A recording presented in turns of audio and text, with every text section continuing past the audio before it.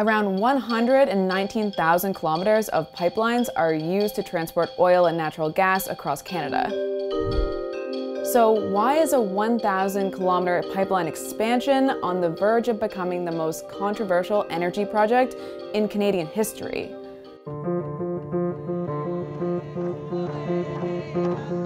I understand, things are different 60 years ago, but today we're making a stand. We won't allow this to be built. The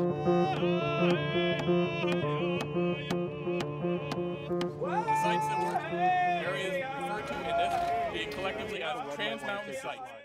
The Trans Mountain Pipeline has been operational since 1953. It runs from Edmonton to terminals and refineries along the West Coast. In November 2016, Trudeau's Liberals approved a $7.4 billion project to expand the pipeline following the National Energy Board's decision that it was in the public interest. Responsible resource development can go hand in hand with strong environmental protection. The new pipeline would essentially follow the same route as the existing one.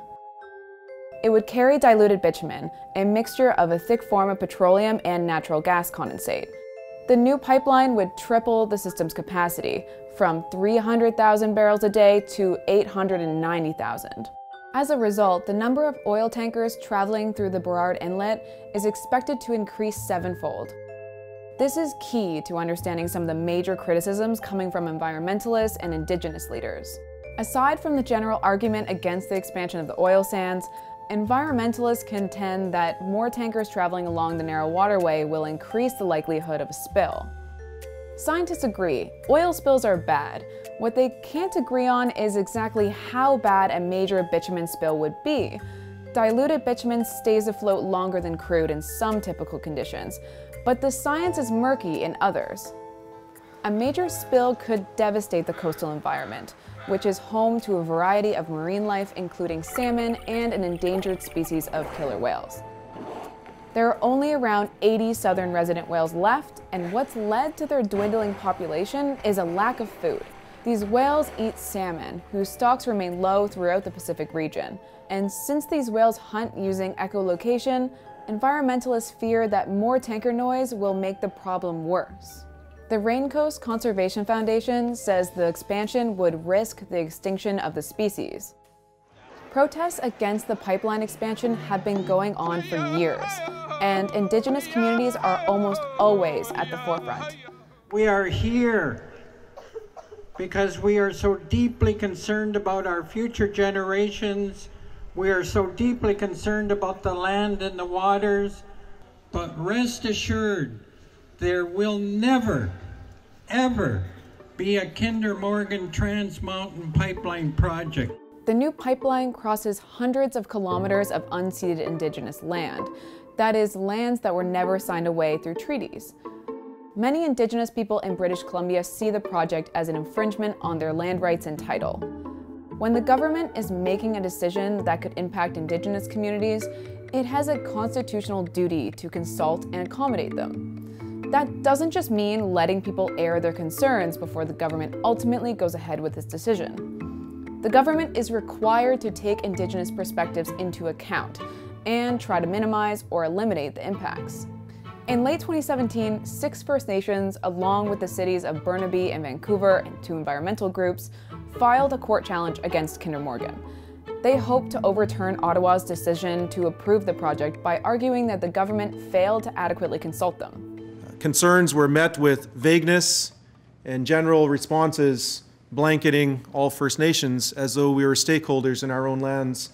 7 First Nations in BC launched a similar challenge against the Northern Gateway pipeline. A court ruled in their favor, and the pipeline was permanently halted by Trudeau later that year. Green Party leader Elizabeth May has said that she will go to jail to prevent the pipeline if necessary. The mayors of Vancouver and Burnaby both oppose it, and so does BC Premier John Horgan. After approving the controversial Site C dam, which angered pretty much every environmentalist in the province, Horgan wants to fulfill an election promise to do everything in his power to prevent the pipeline from being built. The expanded Kinder Morgan pipeline is not in BC's best interest. Naturally, Alberta doesn't like that. BC and Alberta have been engaged in a trade war, each taking aim at the other's most prided industries. Things got so heated that at one point Alberta boycotted BC wine, which is kind of a big deal since 95% of Canadian wine sold in Alberta is from BC. For Alberta, the pipeline is about the economy, it's about jobs. Alberta's lifeblood is oil, and particularly oil sands. It's the big moneymaker, the major employer in Alberta, and a pipeline to most Albertans is just a mere conduit by which they can sell the product they produce. The economic benefits of this pipeline in BC are not as big, but the environmental risk is. This is an issue that could eventually cost one, if not both, NDP premiers their jobs. Horgan is trying to shore up his environmental base, and the Green Party MLAs who prop up his minority government. With consistently low approval ratings, Rachel Notley needs something to brag about when she goes up against Jason Kenney in the spring. She hopes Trudeau steps in to assert federal jurisdiction. Interprovincial pipelines are a federal matter, so even BC admits that they're not sure if they're able to control what goes through it. The federal government, for its part, has stayed pretty much on message. The environment and the economy need to go together. Trudeau is trying to manage this balancing act on all fronts. For example, just before approving the Trans Mountain Pipeline, he announced a $1.5 billion investment in marine research and protection and improvements to oil spill cleanup. This is not something that satisfies the environmentalists in the Lower Mainland or the oil patch in Calgary. But his gamble is that the Liberals are going to get support if they play to the middle, those people who are kind of balancing on either side and don't feel strongly one way or the other on this one. While the majority of Albertans unsurprisingly support the project, British Columbians and Canadians in general are pretty evenly split on the issue. For the federal government, this pipeline was necessary for a few reasons. The pipeline provides a gateway to Asian markets. Right now, Canada ships almost all of its oil exports south of the border. With political uncertainty in the US, Trudeau is looking east to diversify Canada's oil exports. China has already made significant investments in the oil sands in recent years, much to the dismay of the United States. Which brings us to the second point. Pipelines mean political leverage. When dealing with a protectionist US administration, that may come in handy.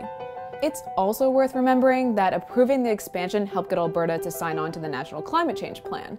Most experts agree that while we're still far away from hitting our climate targets, they wouldn't even be in sight if Alberta wasn't on board. The Alberta government and the oil industry have been trying to get new pipelines in the ground for a while.